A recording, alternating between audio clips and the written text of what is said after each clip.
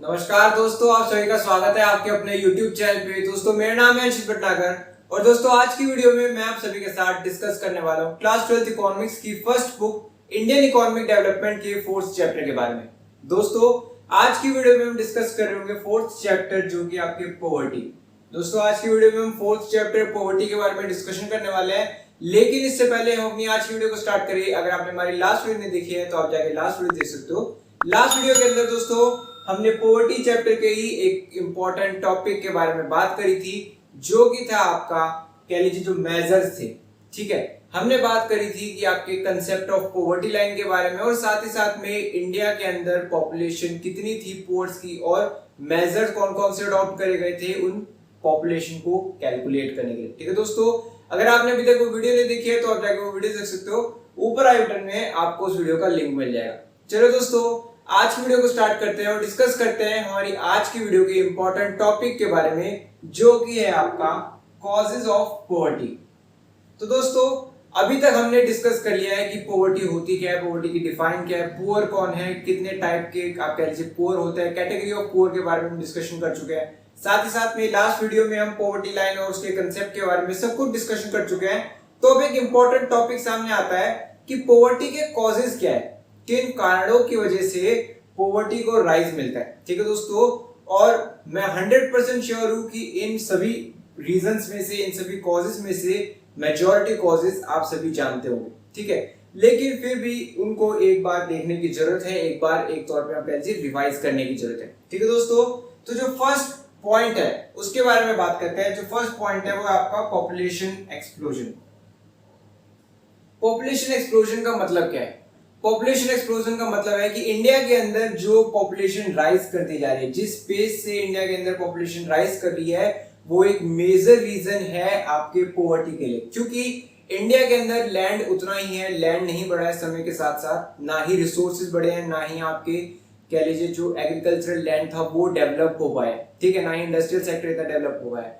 लेकिन जो पॉपुलेशन है वो तो दिन पे दिन बढ़ती जा रही है। ठीक है, तो उस पॉपुलेशन को सेटल करने के लिए, उस पॉपुलेशन की डिमांड्स और नीड्स को फुलफिल करने के लिए रिसोर्सेज कहां से आएंगे? ठीक है, तो आप देखोगे एक टाइम ऐसा आएगा कि जब कुछ सेक्शन ऑफ पॉपुलेशन ऐसे हो जाएंगे जिनको रिसोर्सेज नहीं मिल पाएंगे, जिनको लैंड नहीं मिल पाएगा, जिनको अपनी बेसिक नेसेसिटीज भी पूरी नहीं हो पाएगी, और वहीं से पॉवर्टी का राइज होगा। ठीक है, तो इंडिया के अंदर आज एक वही कंडीशन मौजूद है कि जहां पे पॉपुलेशन बढ़ती जा रही है और रिसोर्सेज की कमी होती जा रही है। ठीक है, उसके बाद जो नेक्स्ट पॉइंट है वो है आपका low level of economic growth, या आप कह लीजिए low level of economic development.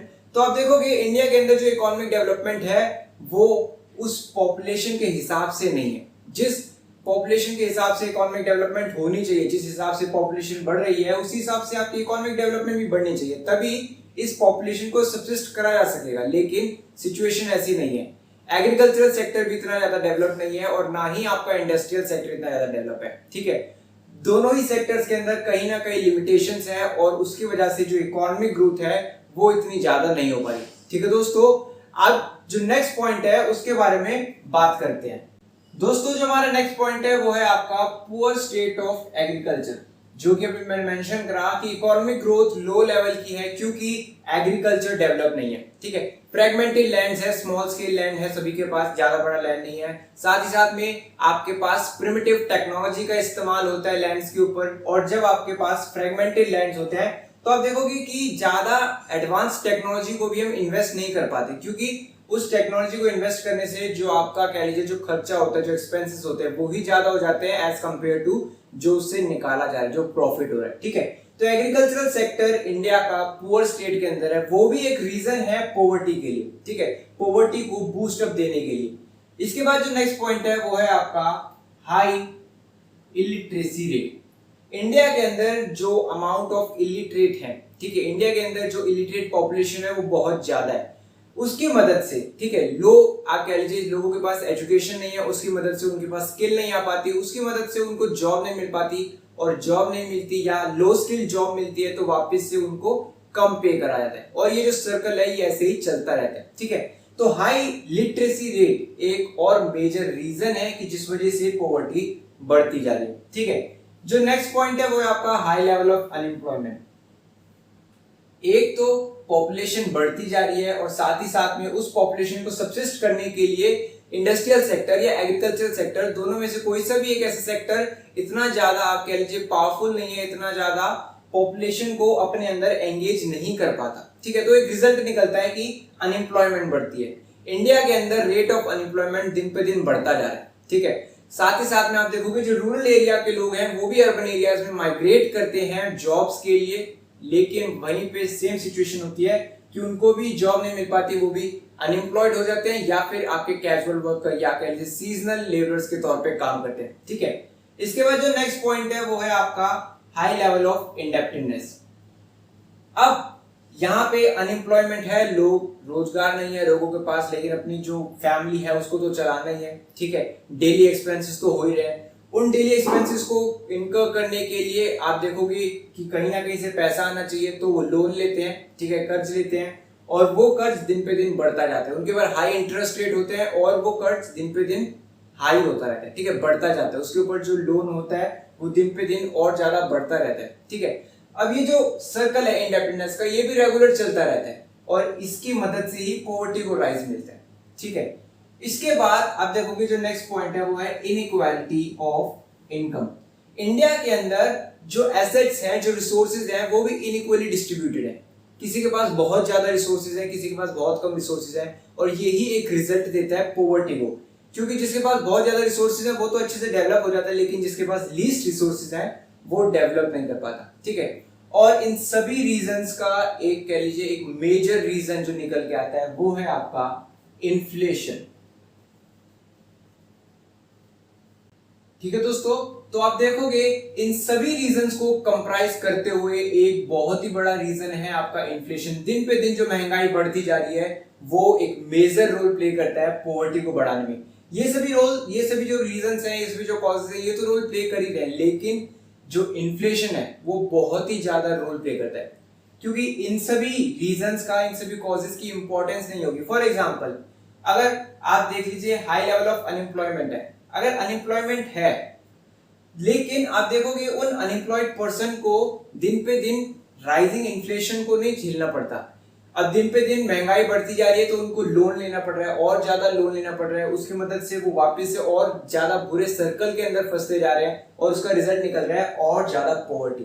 तो मतलब कि ये सभी जो रीजंस हैं वो तो रोल प्ले करते ही हैं पॉवर्टी को राइज देने में, पॉवर्टी के कारण है वो, लेकिन जो इन्फ्लेशन है वो एक मेजर कॉज है। ठीक है, आप देखोगे जो कॉजेज है पॉवर्टी की वो आप देख लीजिए इंस्टीट्यूशनल्स हैं या फिर आप कह लीजिए जो आपके सोशल फैक्टर्स हैं, वो सभी पॉवर्टी को ज्यादा राइज देते हैं। ठीक है, कभी कभार ये सभी रीजंस भी इंपॉर्टेंट होते हैं, लेकिन इनके साथ ही साथ आपके कास्ट हो गया, रिलीजन हो गया, या डिफरेंट आप कह लीजिए इनइक्वालिटीज हो गई, वो सभी भी मेजर रोल प्ले करती है पॉवर्टी को राइज करने में, पॉवर्टी को बढ़ावा देने में। ठीक है, तो पॉवर्टी इतनी ज्यादा बढ़ती जा रही है, ये सभी कॉजेज हो गए पॉवर्टी के, लेकिन इस पॉवर्टी को रिड्यूस करना था, अपनी कंट्री को इस कह लीजिए जाल से, इस सर्कल से बचाना था, तो गवर्नमेंट ने कुछ मेजर्स अडॉप्ट करे। ठीक है, आप देखोगे गवर्नमेंट की क्या अप्रोच थी टू रिमूव पॉवर्टी। ठीक है दोस्तों, तो आइए डिस्कस करते हैं कि गवर्नमेंट ने पॉवर्टी से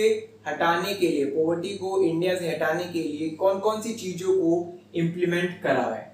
तो दोस्तों आप देखोगे स्टार्टिंग से ही इंडिया के अंदर सोशल जस्टिस को इंपॉर्टेंस दी जाती है। ठीक है, सोशल जस्टिस मतलब कि आपके जो रिसोर्सेज हैं, आपकी जो इनकम है, उसके अंदर जस्ट डिवीजन होना चाहिए। ठीक है, सभी को इक्वल अमाउंट में, या फिर सभी के पास इतना ज्यादा डिवीजन होना चाहिए कि सभी लोग अपनी बेसिक नेसेसिटीज को पूरा कर ले। ठीक है, स्टार्टिंग से ही जो 5 ईयर प्लान या फिर जो गवर्नमेंट अपने प्लान लॉन्च करती थी, जो अपने आप जो प्रोग्राम्स निकालती थी, वो सभी बेस्ड होते थे सोशल जस्टिस के ऊपर। ठीक है, तो आप देखोगे गवर्नमेंट ने 3 पर्टिकुलर प्लान बनाए हुए। पहली जो अप्रोच है, जिसको हम फर्स्ट अप्रोच के तौर पे रिकॉग्नाइज करते हैं, वो है आपकी growth oriented approach. First 5 year plan से ही ग्रोथ ओरिएंटेड अप्रोच को अडॉप्ट करा गया था। ग्रोथ ओरिएंटेड अप्रोच लेकिन है क्या? ग्रोथ ओरिएंटेड अप्रोच का मतलब है इकोनॉमिक ग्रोथ। ठीक है, आप देखोगे इकोनॉमिक ग्रोथ मतलब कि गवर्नमेंट चाहती थी कि स्टार्टिंग से ही पर कैपिटा इनकम को बहुत ही अच्छे तरीके से बूस्ट मिले, जीडीपी के अंदर इंक्रीज है। उसको अचीव करने के लिए गवर्नमेंट ने आप देख लीजिए ग्रीन रेवोल्यूशन इंट्रोड्यूस करा। ऐसे ऐसे मेजर्स, ऐसे आप कह लीजिए ऑप्शंस जो कि जीडीपी को बहुत ही तेजी से डेवलप कर सके, बहुत ही ज्यादा बूस्ट दे सके। जहां पे ग्रीन रेवोल्यूशन ने ये पॉसिबल भी करा था। गवर्नमेंट ने ये सोचा था कि ग्रोथ ओरिएंटेड अप्रोच हम अडॉप्ट करेंगे, ग्रोथ होएगा, जीडीपी के अंदर राइज आएगा, तो सभी लोगों को, सभी सेक्शंस को आप कह लीजिए बेनिफिट मिलेगा, और जो पुअर हैं, जो पॉवर्टी के अंदर है, उनको भी बेनिफिट मिलेगा। ठीक है, तो आप देखो ग्रीन रेवोल्यूशन आया, उसका बूस्ट हुआ, इकोनॉमी को, जीडीपी को आप कह लीजिए बूस्ट मिला, लेकिन वो इफेक्टिव नहीं रहा, वो इनइफेक्टिव रहा। इसके पीछे के रीजंस क्या है? क्योंकि आप देखोगे जो ग्रीन रेवोल्यूशन था वो कुछ पर्टिकुलर एरियाज तक रेस्ट्रिक्टेड था। साथ ही साथ में जो आपके ग्रीन रेवोल्यूशन था, उन्होंने डिस्पैरिटीज को बढ़ाया। ठीक है, उन्होंने उन डिस्पैरिटीज को, उन गैप को कम करने के बजाय उन्होंने उसको और ज्यादा बढ़ाया।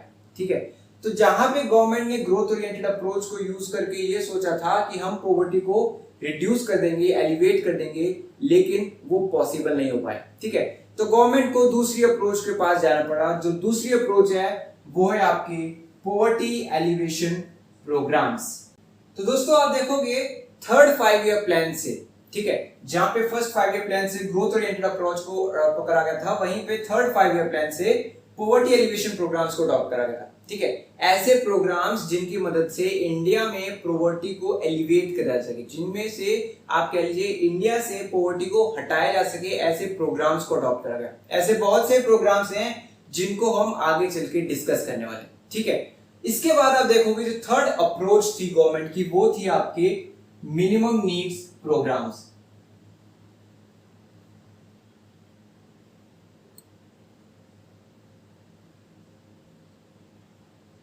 मिनिमम नीड प्रोग्राम आप देखोगे फिफ्थ 5 ईयर प्लान से लॉन्च करा गया था। ठीक है, फिफ्थ 5 ईयर प्लान से मिनिमम नीड्स प्रोग्राम लॉन्च करा गया था, और इसका बेसिक आप कह लीजिए मोटिव क्या था, एम क्या था, कि जो मिनिमम नीड्स हैं, जो बेसिक नेसेसिटीज हैं लाइफ की, वो सभी तक पहुंचाई जा सके। ठीक है, अगर कोई पर्सन पुअर है तो इस प्रोग्राम की मदद से बेसिक नेसेसिटीज उसकी पूरी करी जा सके। बहुत से ऐसे प्रोग्राम्स निकाले गए थे, जैसे कि आपके कह लीजिए integrated child care development programmes. ठीक है, साथ ही साथ में आपके मिड डे स्कीम आप सभी जानते होंगे।